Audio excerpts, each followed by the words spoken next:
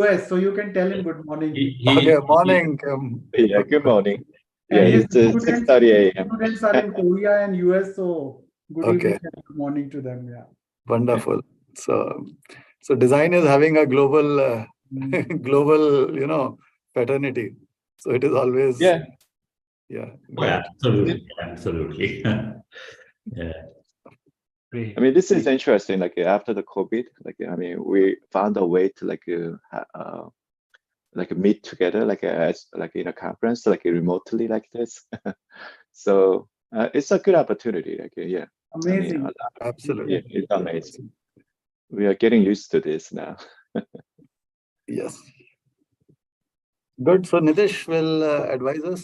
Yeah, we'll just wait for a minute now, and maybe we can start right now. It's exact 4. So with the permission of Professor Kim, Vivek, Professor Vyas, and Dr. Ashish, should we go ahead and start the session? Yeah, please go ahead. Okay, sounds great. So a very good afternoon to one and all. Professor T.J. Kim, Professor of Industrial Design, Purdue University. Mr. Vivek Shaurya, Co-founder and Managing Director, Begalileo, Carveniche Technologies Private Limited. Professor Pradyumna Vyas, Senior Advisor, Confederation of Indian Industry, Board Member, World Design Organization, and former Director, National Institute of Design. Dr. Ashish Mohan, Executive Director, Technology, R&D, Innovation, and Design, and on all our esteemed participants.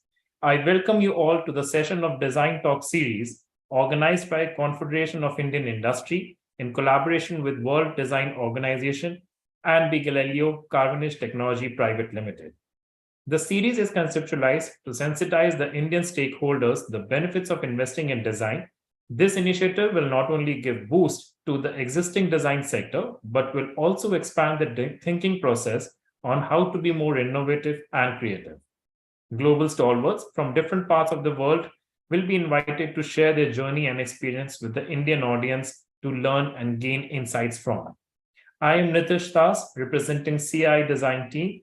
We'll be happy to share that CI has been earnestly pursuing the strategy for promoting and leveraging design towards accelerating economic growth. CI has diligently worked to bolster and support the economy and society by demonstrating the vital role of design in making businesses more competitive and public service more effective. We are pleased to have World Design Organization's partnership for this initiative.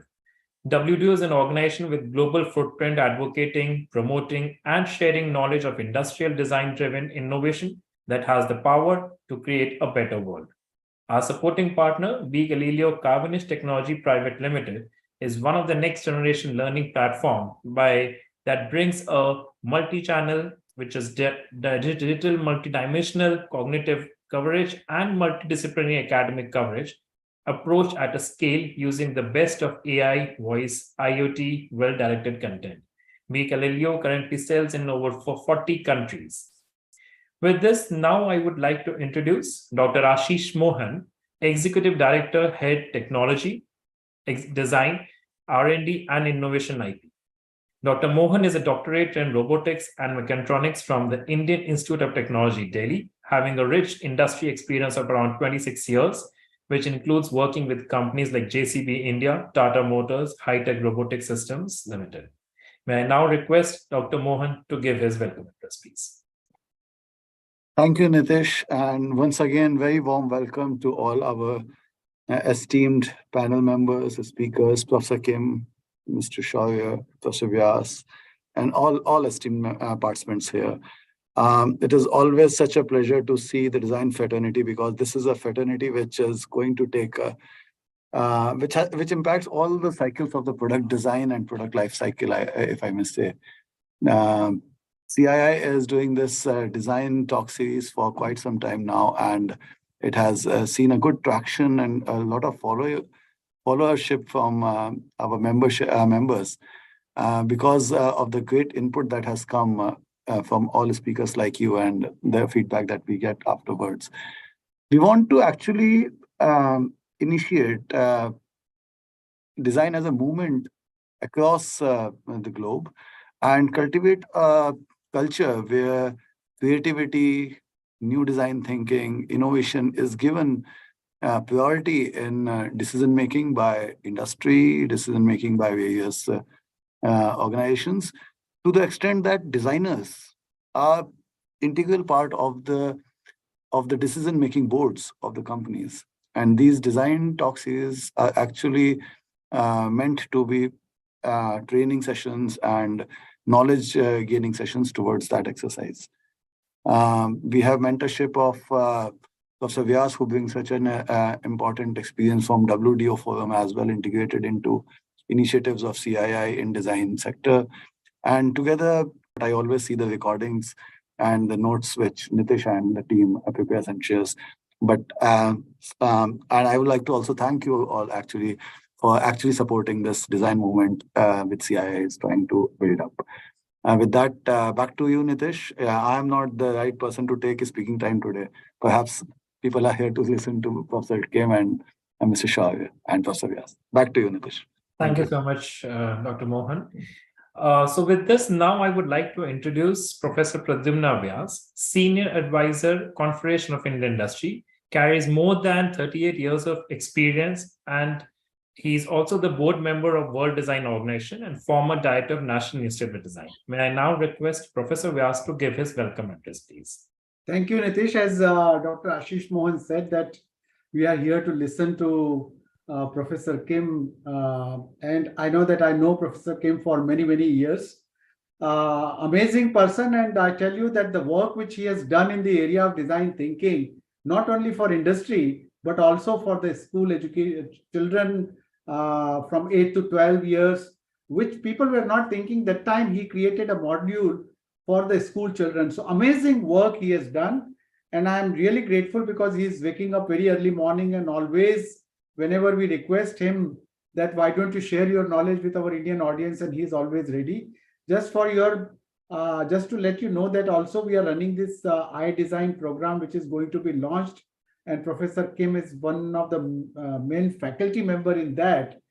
So design thinking, and today Vivek is there, which I was reading actually about Begalileo, that which talks about artificial intelligence and IoT and the complete modern technology where we are moving on the platform.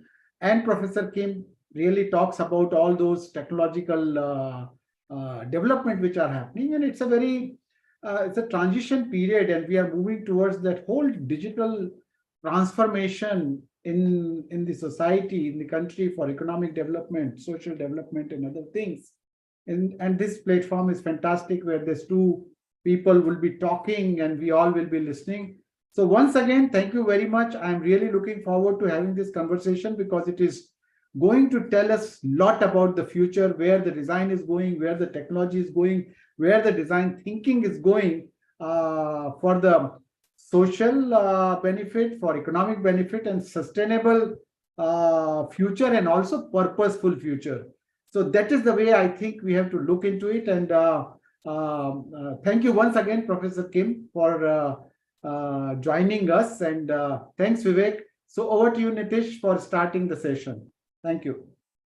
Thank you so much, Professor Vyas, to set the context. Now, I would like to introduce today's key speaker for the session. Professor T.J. Kim is a professor of industrial design at Purdue University, teaching strategic product development process and methods. He is also a founder of Wonder Mark Spaces, a global maker education platform that focuses on experiential learning through technology. Before joining academia, he has also worked at consultancy and corporate for more than 20 years as a design leader, delivering leading-edge products and business solutions. His work have won over 30 international design awards, hold more than 60 US patents, and designed about more than 300 products. He has been involved with various universities and design communities, giving lectures on design thinking, maker education, technology integration, and coordinating many innovation workshops for non-designers and community organizations. Professor T.J. Kim's research interest is the design commercialization, makerspace, and micro-manufacturing movements, and developing innovative community platforms that allow students to gain real industry experience and knowledge by collaborating with others and sharing the expertise. Mr. Vivek Shaurya is a business leader with varied experience across large global enterprises and at niche startups, having set up and turned around businesses, taking them from incubation to over 200 MUSD businesses, expanding from one country to over 40 countries in an exceptionally quick time. He has been a public speaker and thought leader, having been invited at the biggest forums from FIC Innovation Summit and many other summits on that, and in international seminars at Infosys and other global organizations. He was awarded the Economic Times Global Indian Leader 2022 for turning around and establishing a global business during pandemic and established the brand in over 40 countries. He has been awarded with multiple honors, including the Inspirational Leader Award and multiple awards for excellence for his exceptional business leadership at Infosys. An exceptional information technology and design consultant, he has multiple patents filed to his name and has just founded another globally unique company, in his words, will likely revolutionize how people consume products and services and how enterprises serve their customers. With this, now I would like to hand it over to Mr. Vivek Shaurya to initiate the conversation with Professor T.J. Kim. Over to you, Mr. Vivek Shaurya. Thank you so much, Nitish. And the first thought which comes to me, having heard the introductions of Professor Ashish Mohan, Professor Vyas, and obviously T.J. Kim, is gratitude. Gratitude for two things. One, that what you do, what are you doing for, which is so critical for developing the whole ecosystem. We are into education and we are in a startup. I don't think the amount of innovation that is needed and the amount of culture of innovation and improvisation that is needed for startups to survive, design thinking is the most critical topic it ought to be. And I'm absolutely grateful that the amount of focus and the overall wherewithal you are bringing to the betterment of the entire ecosystem. Thank you so much for that. And Nitish, it was quite flattering to hear about all that you said about myself, but there are bigger stalwarts in this room and in this virtual room, and I'm really privileged for this opportunity to be and listen from everyone in this meeting. As you just mentioned, we are going to speak about how design can do fundamental changes, how imbibing and intricately imbuing this into the lifestyle, into the learnings and the working styles of individuals and society and nation. How can they have a revolutionizing transformational impact for the betterment of world? Professor Vyas touched upon sustainability. A lot of it will have to come from the innate ability to empathize and do design thinking. A lot of those sustainability solutions are coming as a direct result of grassroots design thinking, and I'm absolutely glad that we have this conversation. In our educational curriculum that we have developed, which actually claims a few things of world's unique stuff. One key imperative that we are trying to build among kids is how to use maths to build empathy, and for developing a problem-solving trait into them, where they look for applying knowledge in an empathetic way. That our whole curriculum is around that. We are saying our program helps young kids, cognitively develop as more empathetic, problem-solving leader. Broadly, that relates to what Professor Kim is going to talk later today. Thank you so much again. And just to start this whole conversation today, design design thinking is absolutely the biggest priority most organizations have today. The Standard & Poor's rating today says the top companies that invested in design thinking have over 200% higher ROI than those who didn't. And I'm sure this data, actually, if we look into the companies and enterprises doing things more correctly, and better from the foundation level up, I think the return on investment logic will go a lot more higher. I was just looking at some of the data about what really affects design thinking as a culture, and when we look at, and I would like to when we go back to Professor Kim and to hear his experience and the wisdom around this topic, that countries who have had more empathy as a culture, countries who have a structure of methodically thinking, being more disciplined, and countries who have a free-flowing ideation environment, you can broadly call it democracy, with a few exceptions beyond that as well. Those are the countries, and a mix of those are the ones who are filing the biggest number of patents. And it's a startling data. Those who rank among the top 10 in empathy, those who rank among the top 10 in discipline as a country, and there are scientific ratings, those who rank among the top 10 in innovation and patents being filed, the ones who are having common traits are doing the best.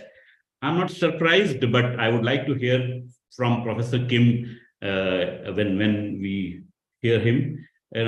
So to start with, Professor Kim, what we want to know, and all the participants on behalf of everyone here, how can design thinking be perceived as a method to create the future of the futures? How can design thinking make our future better? How can it shape the future of what is going to come? Yeah. Okay. Thank you, Mr. Vivek, and Dr. Ashish, and Professor Pradyumna, and Nitish for inviting me. Yeah, this is my fourth time coming to this conference, and I've been involved with the CIA many activities in the past. And we've been talking about this, design thinking and the design policy. I love hearing about design policy, how India is as a government is trying to add value to the industry and the community by integrating design and the design thinking. This is really important for any countries who are trying to improve their countries, and who is trying to improve the economy system. In my opinion, design is the future. It's a simple word. Well, what that means, we are trying to build the future, and we have to expect, we have to forecast what's going to happen in the future. And in design process, we can actually do that. We can expect, from learning from people's today's behaviors and their desires, we can actually learn what people want in the future. So through design, we can deliver the future. That's what I think about design. And the design adds so much value to the economy and people's lifestyle. We are living in this sort of a world, environment for a decade, but we haven't done much change the world. And the design is about that. It's about philosophy of changing the world. And the design thinking also helps to find applications of new technology. We talk about technology, AI, metaverse. I mean, all those are great technology, but we have to find the right applications of those. And the design is the method to find those the applications. And also, I have to say this, design helps to improve our education system. A lot of things have changed in the world, a whole industry is changing, and our lifestyle is changing. But our education has not been changed for a decade. That's a big problem. There's a huge gap between the education and technology that's happening throughout the world. And we, through design, I believe that we can reshape our community and the world. That's the true meaning of design to me. Okay. Absolutely. I think you just touched upon the most, I would say, the raw nerve of the good and the bad of what is happening and how design can be used as the jet fuel for fast tracking transformation and betterment of the world. And I think you just touched upon. So, are you suggesting, Professor Kim, that siloed education and a too much methodical and too much structure being brought into siloed education domain, is that an impediment in people thinking from a solution point of view? Is that what you are saying, that becomes an impediment in finding a solution which leverages cross domain? Yeah, I mean, if you look at the design, like the previous education, it was about knowledge going into our head. Like we are actually accumulating the knowledge in our head. If you look at the design process, it's about outtaking. So there's an intake of knowledge and the outtake of the knowledge. I see the design process as outtake of the knowledge. And we haven't been somewhat doing a lot of education around that. And so we have to change the way we evaluate the students. Like we have to see how they can actually use the knowledge to find the new applications of knowledge. And our evaluation system should be based on that, not so much about how people can memorize things well. Absolutely. Thank you so much for that, Professor. So moving forward, just extending that thought, and I think that's absolutely intriguing, and it generates a lot more curiosity, I'm sure, for all the participants. How do and why do we see certain countries, certain cultures do better on design thinking, on integrating design and using design to improve lives in their own cultures and countries, versus a few others who don't really who are underutilized on this aspects? How do you think this can be integrated into the lives and the learning trajectory of across the world? How do we do this better?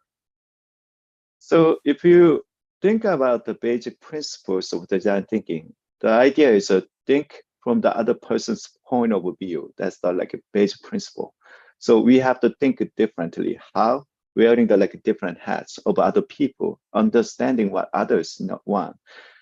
And based on that, if we look at the U.S. culture, U.S. is a melting pot. We have a lot of people coming from different countries, and the design thinking sort of started and formed in U.S. because of the reason we are always trying to understand how the other cultures think in U.S. We are trying to improve our environment and the culture in U.S. That sort of became sort of a design thinking principle as well.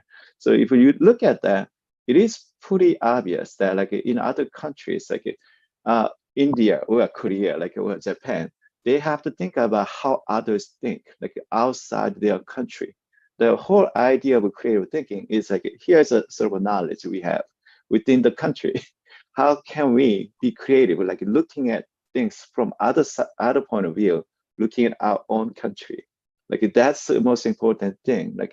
As a country, how design thinking can be improving their economy and other part of the system. And the design thinking helps to understand how others will do things differently. So it's not only about thinking. What we really have to follow is the action. What we really have to do is using the principle to think differently. However, if we don't take any actions to make a change, there's no value to it. So taking it really thinking is the first step, but making it happen is a second step that has to follow. Otherwise, there's no value of design thinking. Thank you so much, Professor. And you spoke about US and India. I mean, I've spent quite some time working, been in numerous design thinking sessions in San Jose and Boston and everywhere, from the pharma to the largest device manufacturers of the world. Those are based and those are absolutely ferociously focused on design thinking as an innovation lever, and the whole world admires them. Companies like Apple, for instance. So I'll go back to what we as a nation in India are trying to do. How can a country of 1.4 billion people with a very diverse population, I wouldn't say in terms of cognitive capabilities, but in terms of the means and the levels of formal education, we have a strata of society which has access to diverse levels of education. How can India use its diversity, its basic ethos of empathy, which is ingrained in culture, and in India ranks well on that aspects actually. How can we and a very aspirational diaspora of young people around here, what is it that we could do better as a country of a large young population, which is highly aspirational and has reasonably decent educational foundation? That's a great question. Not only as India, as other countries like Korea, Japan, and many other countries, Taiwan, even European countries, thinking about that. I think the definition of design has changed, but people are still sticking has the old mindset about design. That's a problem to begin with. Design is much more diverse now. As you said, it's not only about aesthetic development. It is about technology. It is about culture, changing the culture. Many people still don't understand that. That's one of the major problems. But at the same time, there are many great students and intellectual individuals already influencing the people from India coming to US. Some of them are my students. They're already influencing the world. We don't realize that, we don't see that happening within India. That's the only problem. If we look at a lot of tech companies in US, the CEOs and the CTOs are from India, and you can see that happening already. The Indian leaders are actually influencing the world. But the whole idea is that it's not so much about being Indian or American or Korean. It is about looking at the world as the one single sort of entity, and how can we become the leader of the world? That's the basic question that we have to ask. And in order to accomplish that, we have to understand other cultures and to respect the other culture and adopting some of the new culture, because we see some of the culture coming from the other countries. We are kind of objection to those cultures sometimes, many times, as you know. But we have to learn to adopt some of the new cultures. And I see that happening a lot in Korea. With the K-pop and the K movement, they have learned to adopt the other culture, and they made it into their own culture. So I see a lot of mingling of a culture that's happening. I think in India right now is the period to adopt the new culture that's coming from the other countries. I think that's the best way to improve the leadership, because design, as I mentioned at the beginning, design helps to understand how people think differently. So we have to adapt the whole principle as a part of direction, not as only as a designer, but as a whole nation. We have to understand how others are thinking differently. The moment we adopt that, the new philosophy, I think we can bring this the change happening in India as well. Thank you so much, Professor. I think you actually touched upon my next question in the answer, and what you just mentioned is that we need to, and that broadly reflects into understanding others' perspective. That is what you highlighted, which is so extremely important, so intricately dependent on being a design thinking will naturally come to those who are able to put themselves into the shoes of other and can appreciate other point of view, and obviously that could be the end user, the customer for many of them. So absolutely great words there from you, Professor Kim. Now broadly extending on the same question, and you already, part of it you have answered, but how is it that as a tech company and as a, as a world citizen, and obviously as an Indian, which has a significant portion of the world population today, how do we bring design into the default learning trajectory of young kids, of societies? Because this is not about education. This is about betterment. This is about improving lives. This is about finding solutions which are perhaps could be right in front of you. You need to have a hack which actually is able to see those problems, see the culmination of tricks and tactics to be able to bring out a solution which works for everyone, which is in the best interest of your surrounding, your society, your nation, or the world. How do we bring it as a culture, as a way of life, very early on, for right from young kids? Is there something that, because a lot of the behavior and core behavioral aspects which are a prereq for being a good design thinker are actually behavioral? How do we, what are those things that needs to be cared for to bring that level of change from grassroots, from young learning days of families, if you will? So you bring a interesting question, like a design culture being integrated into different levels of a society, from a education point of view, community culture point of view, industry point of view, and even government policy point of view. There's a lot of different levels of design thinking, integration that need to happen. So I see design thinking or design as whole thing as a part of the foundation course in K through 12. That was my research. How can I integrate design as a part of the young education culture? Because we go through math, science, and the English, all those different topics. I'm actually thinking, why isn't there design? Because there's a lot of evidence, the online classes I see, Udemy, or a lot of YouTube contents I see, they're actually teaching design. Learning how to make a video, and teaching how to do the graphics, all that stuff. It's it's on YouTube, but I don't see that happening at school.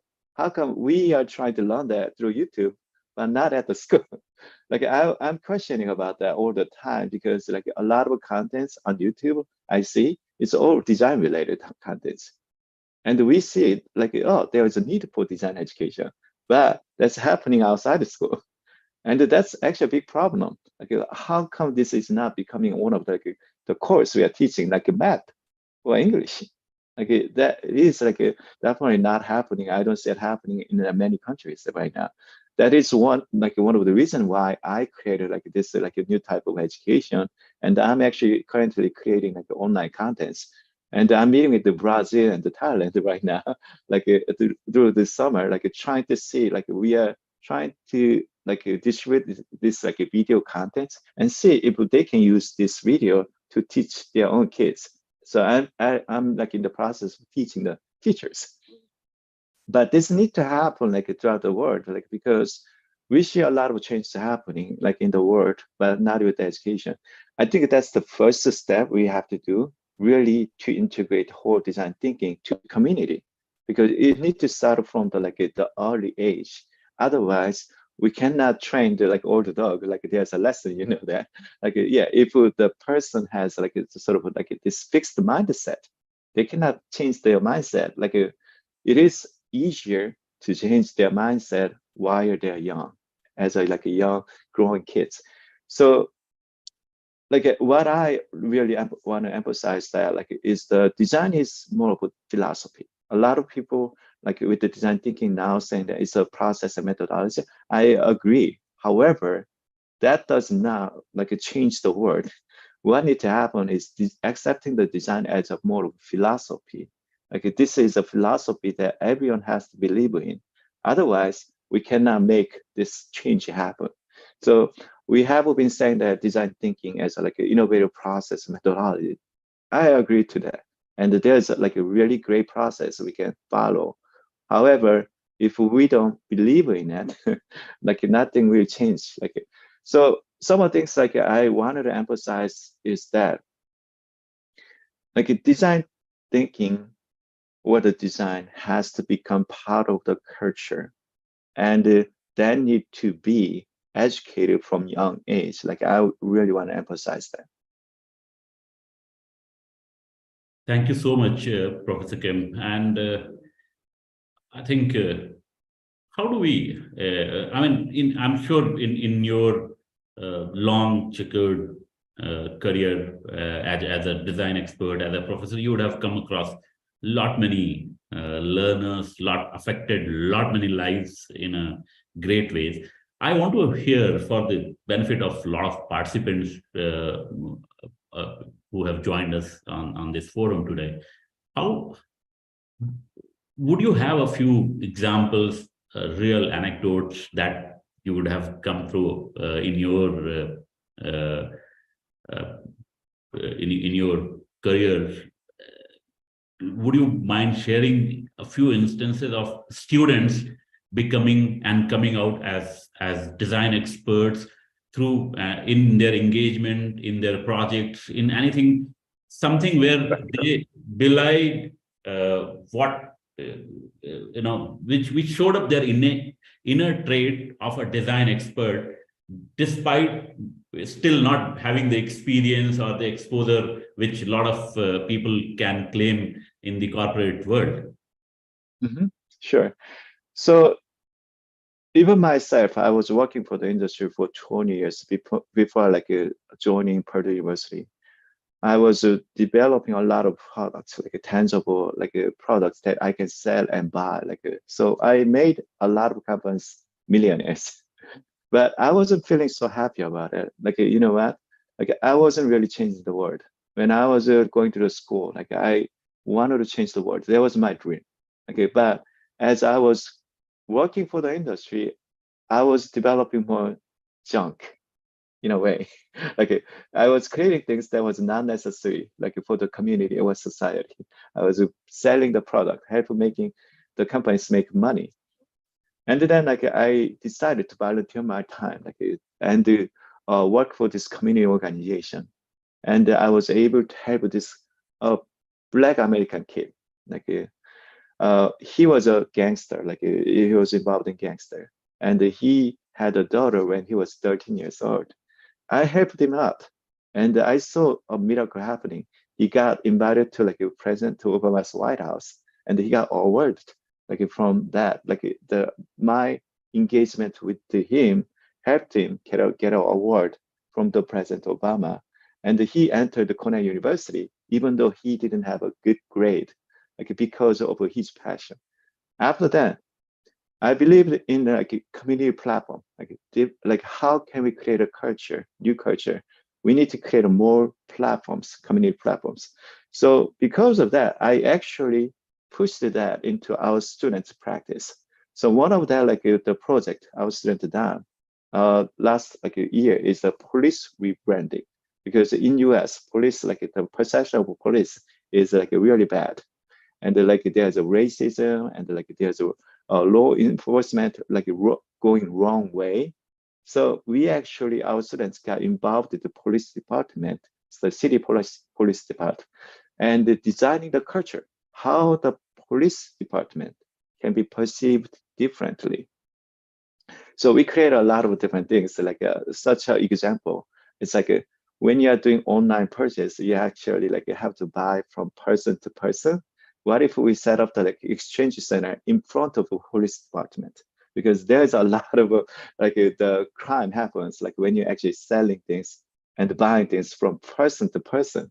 So if we set up the exchange center in front of the police department, no one's gonna try to do commit a crime.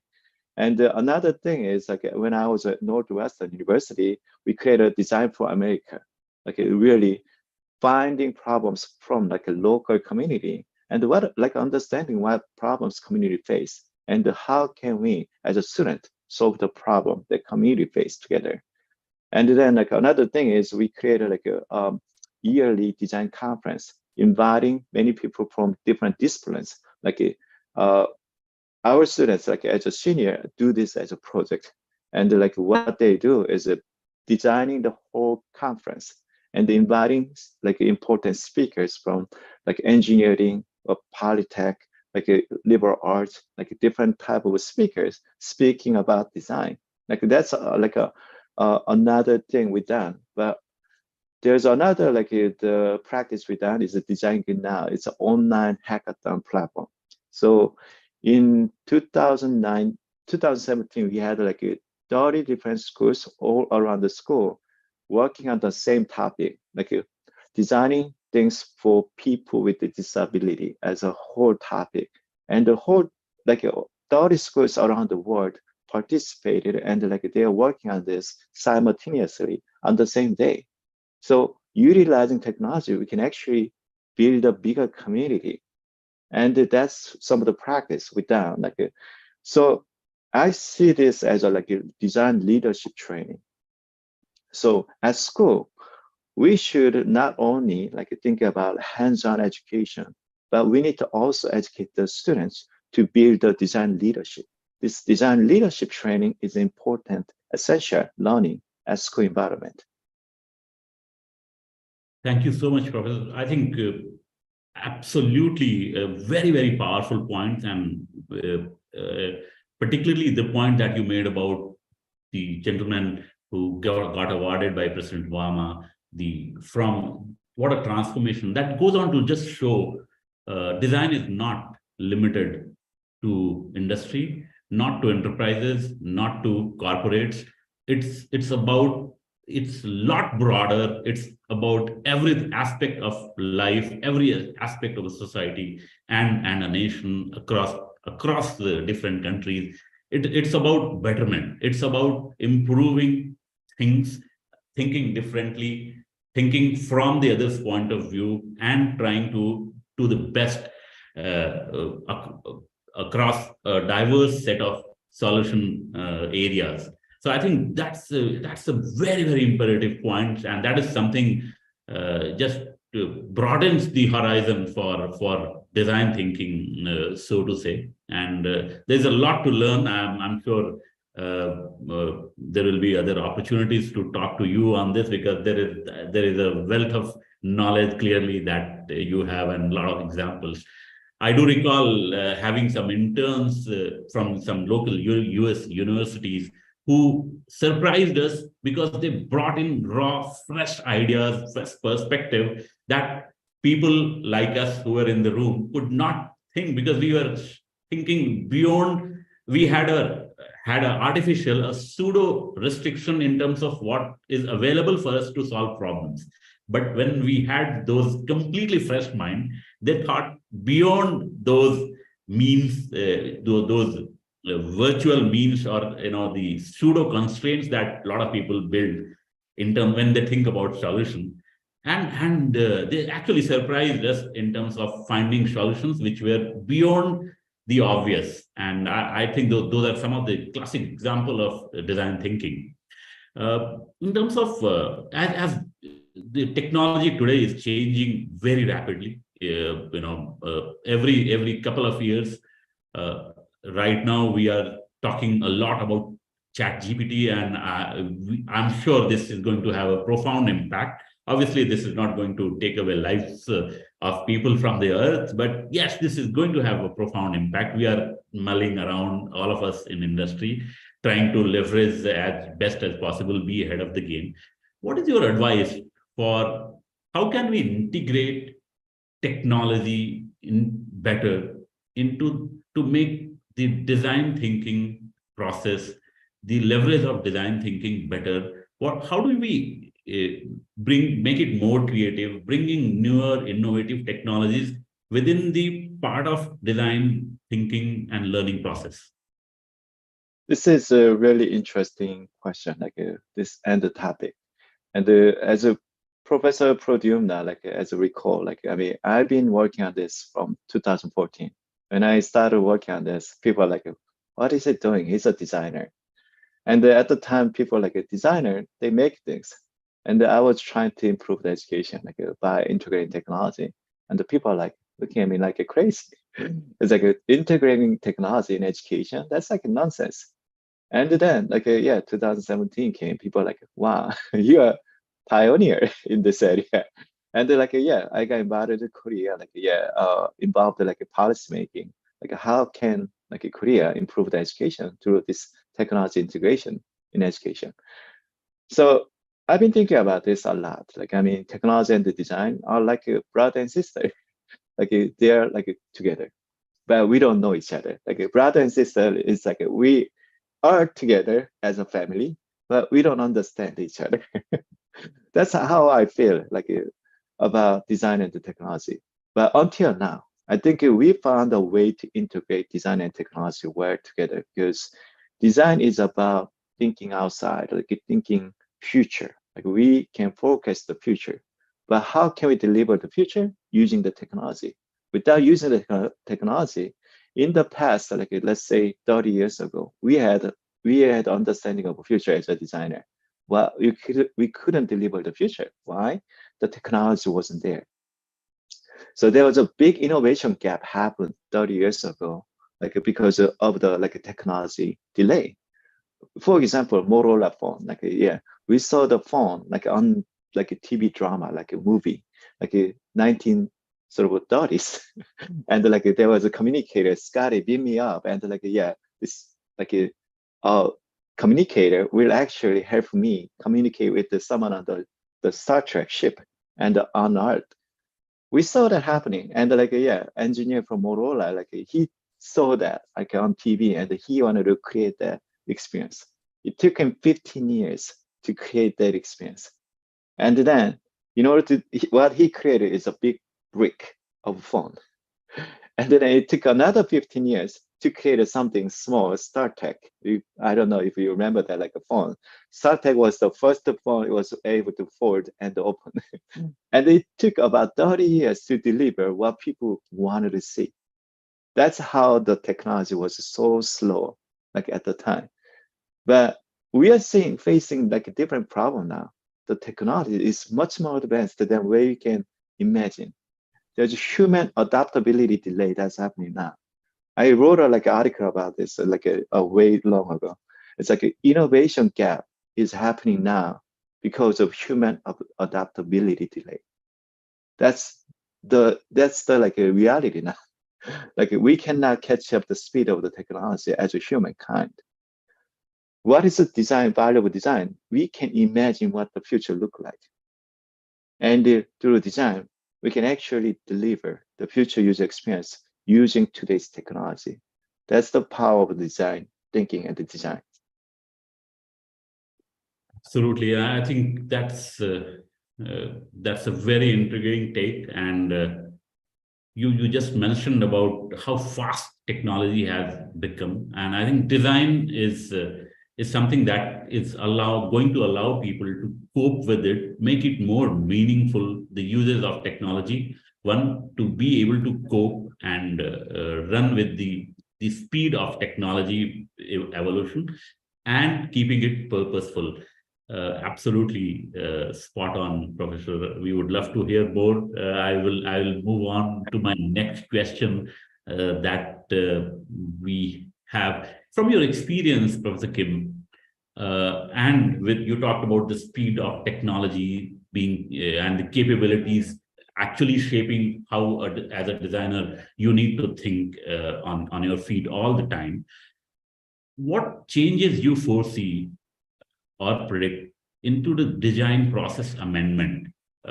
Is that something which the learning diaspora, the students community, learners have to be mindful of?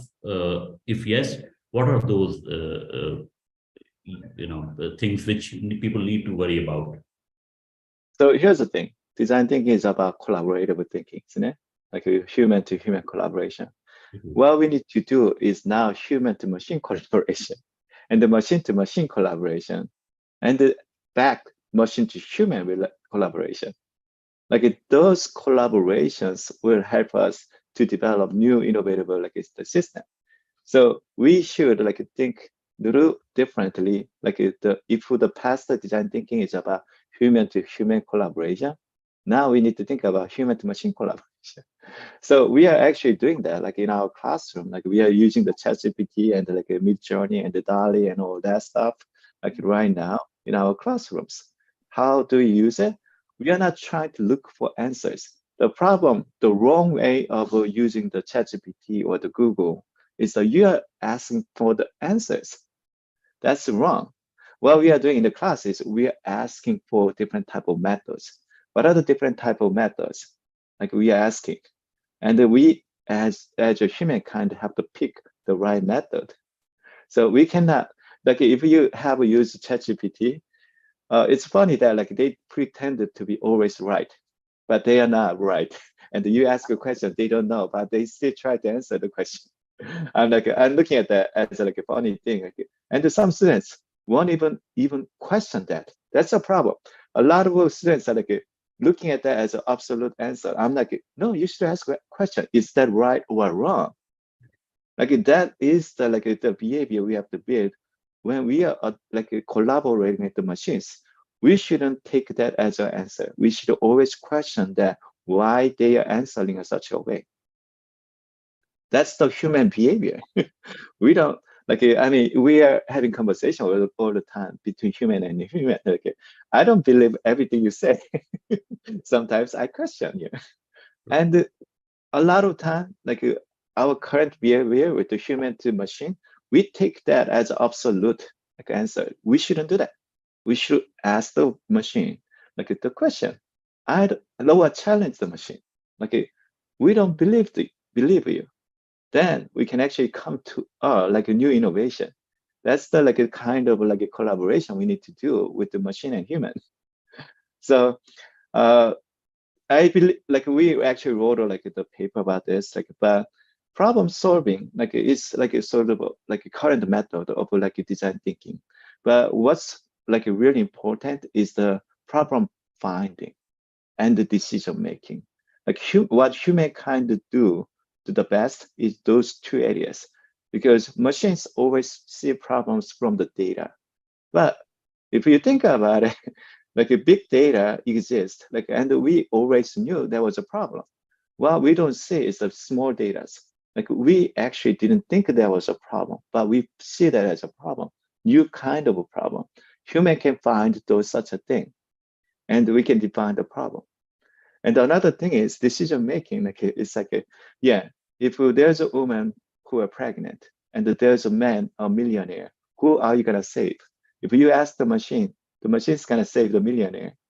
But as a humankind, I have empathy. I definitely save the human, a woman who is pregnant. Why? There are two people's lives. So that's the question we need to ask. That's the empathy that matters. Brilliant, Professor.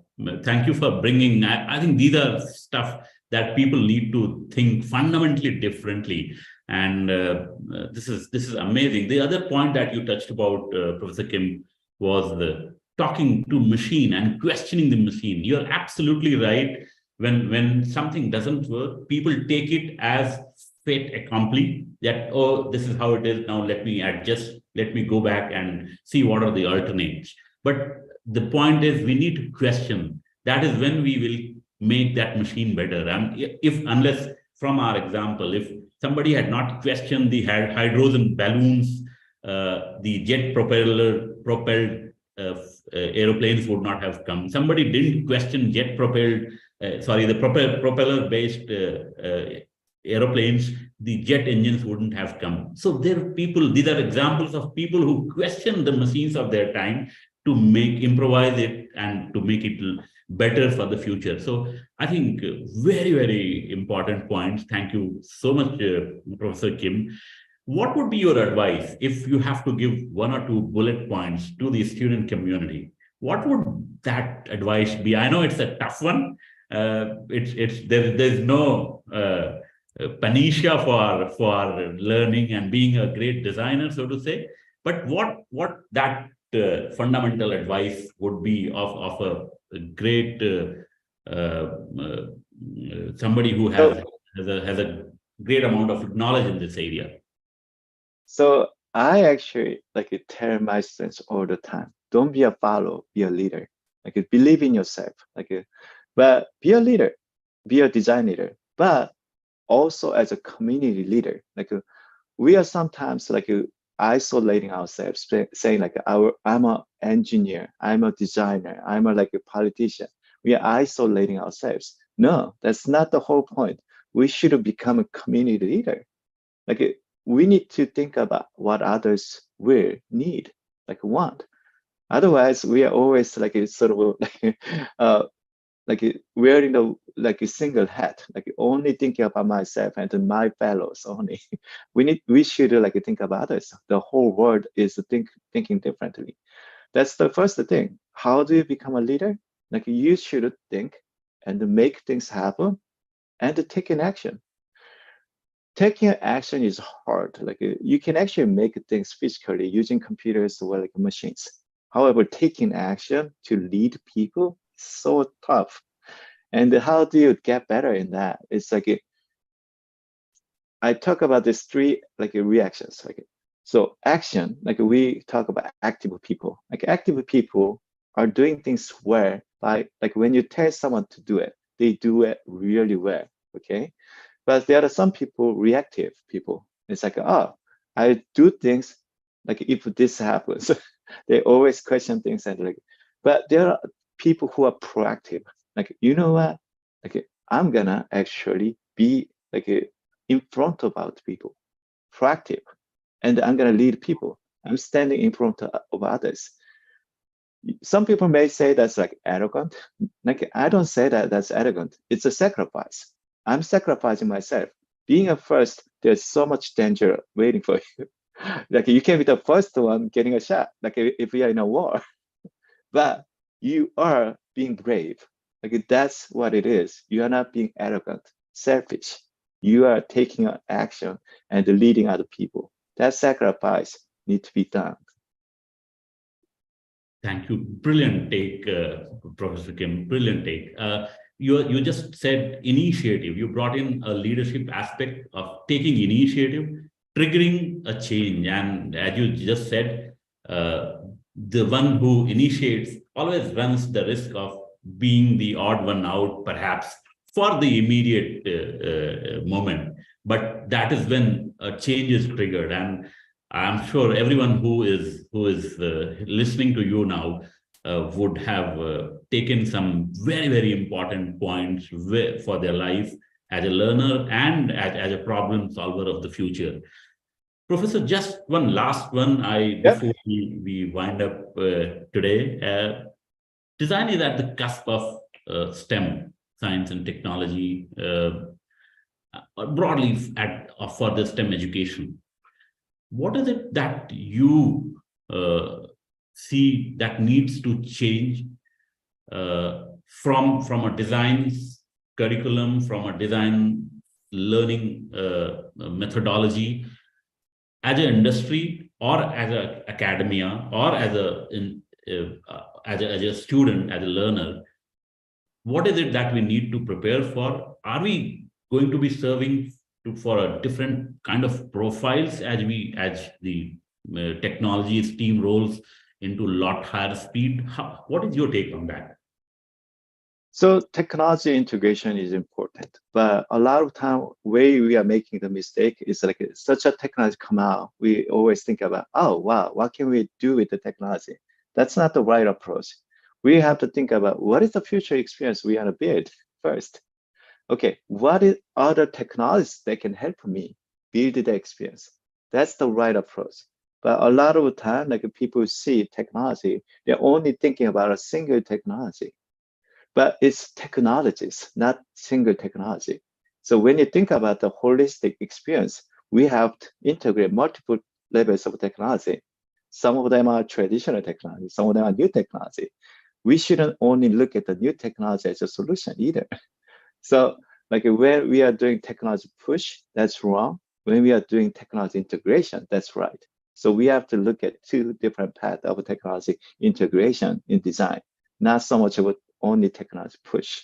So that is like so my last word like that I can proud. Technology can help us a lot achieving our goals, like our desires. So desire comes first. Our experience comes first before the technology. That we have to remember that. Wise words, and I think that couldn't have been summarized better than this. That should be the tagline for the entire session today. The experience has to be shaping the technology. Yeah, absolutely. Thank you so much, Professor Kim.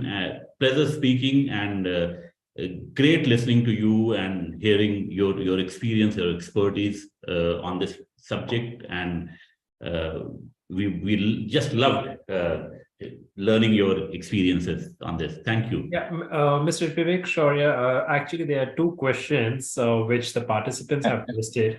So would you like to take that? Would you? Yes, please go ahead. Yes. Yeah. So, Professor Kim, somebody named Manthan Raja, he asked you that you seem to be connecting design thinking with futurism. Is there a good overlap in the two fields? That is his first question. The second is it possible to apply design thinking, which has worked in other areas to solve problems? So like cross-pollinate between industries and sectors. So those are good questions. Like first of all, like one of the things like I find like evidence of the future is by watching movies. Can you hear me right? So I watch a lot of futuristic movies, and I find a lot of human desire from those movies. We talk about human behaviors from like watching people's behavior, but there are a lot of desires. I mean, I don't only look at behaviors. I actually look at desires. Where can you find the desires? Human desires, and that's how we can build the future. So futurism is right, yeah.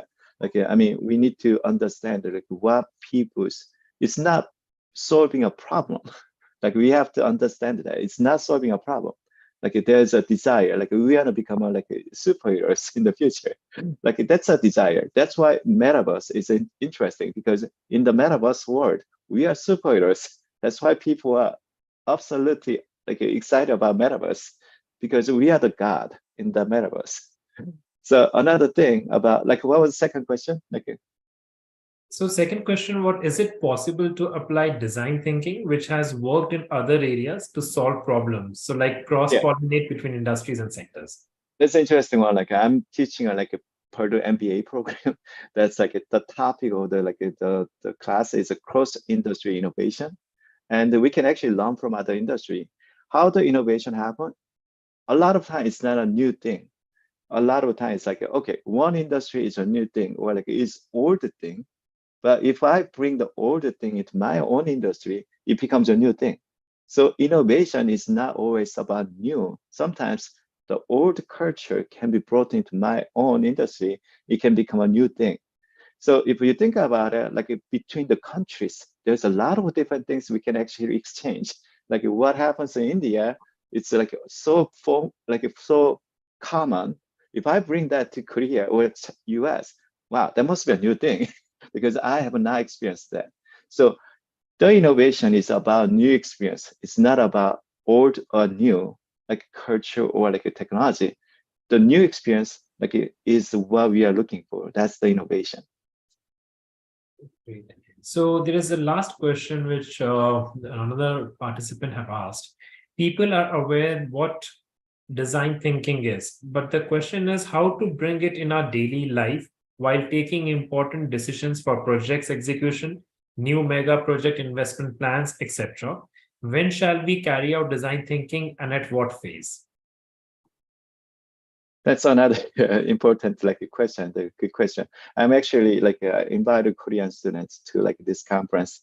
We are like going through strategic design process, and the class is about like random ideas versus like controlled ideas.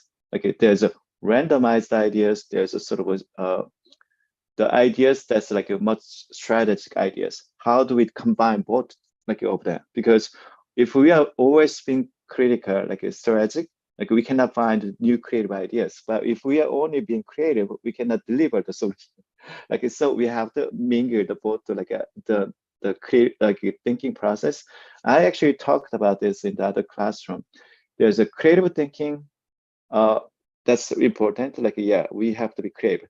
There's a collaborative thinking that's important, not just like your idea, other people's idea together. Critical thinking, like we have to be strategic about it. Like, and then there's another one now, computational thinking.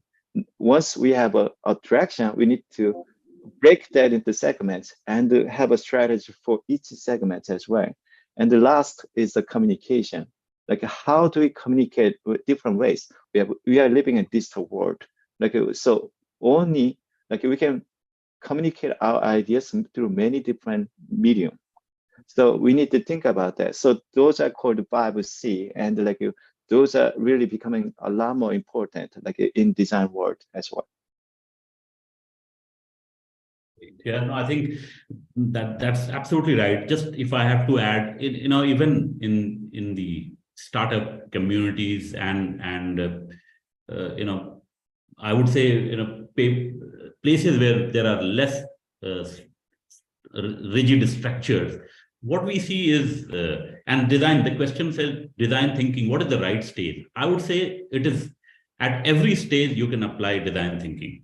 It is not only when you are doing a product development or you are about to launch it or you are developing a marketing campaign. You can do it at every stage. I will, and there are numerous examples. There are places where people go and when there was this conversation I was having with my product team, and they talked about, and a lot of startups don't do well when they launch in products, because perhaps the steps that they have missed is empathizing properly. So when you question, you say, I'm thinking from, I think this is what customer want. There is a difference between what you think customer wants and what actually customer wants. So there is a very subtle difference. And that is why there are a lot of startups or a lot of industries who launch product with a lot of structured thinking, but post-launch, the feedback is very different than what they would have assumed. And that is this subtle difference, where what you think customer may think, and how can you really put yourself right in as a persona with the customer and what exactly customers think, right? The other thing, I don't know who asked this, but I'm assuming somebody who is a technologist, a techie, or somebody from the startup community. What I'm using as bringing this design thinking approach, the problem solving approach, it actually galvanizes people. It brings a very different purpose across experience level. When you tell people that they are not doing a task, they have a bigger purpose. They are going to solve something for the society, a fundamental change. You have to give that vision, bring that into his psyche, and you see the energy, the motivation. That is a very different impact of design thinking that I see in our product teams. That brings, it brings a very different purpose into the whole activity that you are trying to get to. Yeah. So adding to that, like a daily life, you know what? Design thinking is about thinking from the other point, like a personal point of view. Meaning that, like, every day, like if we go to shopping, like if we senior, we have to think about what they are thinking, and we should help them out. That's the like a real practice of design thinking. Like we should always think about other people. Absolutely. Great.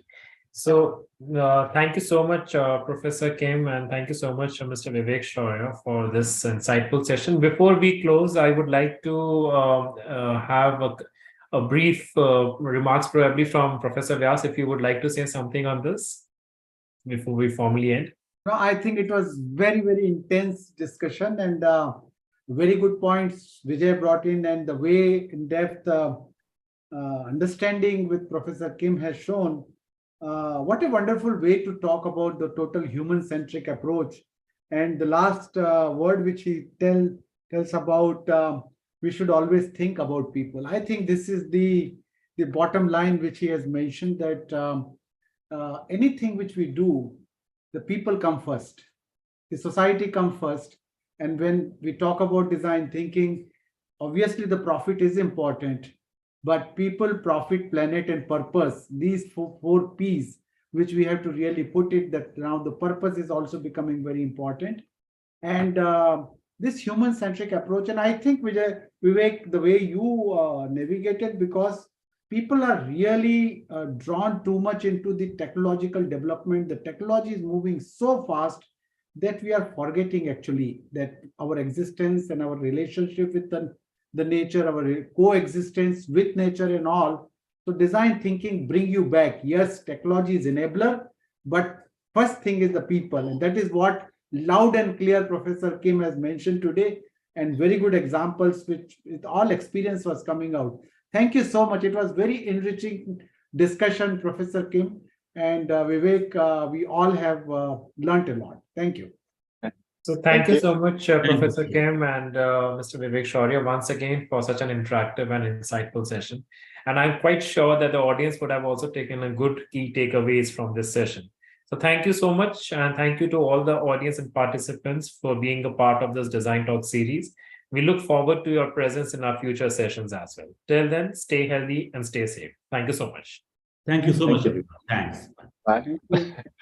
Thank you.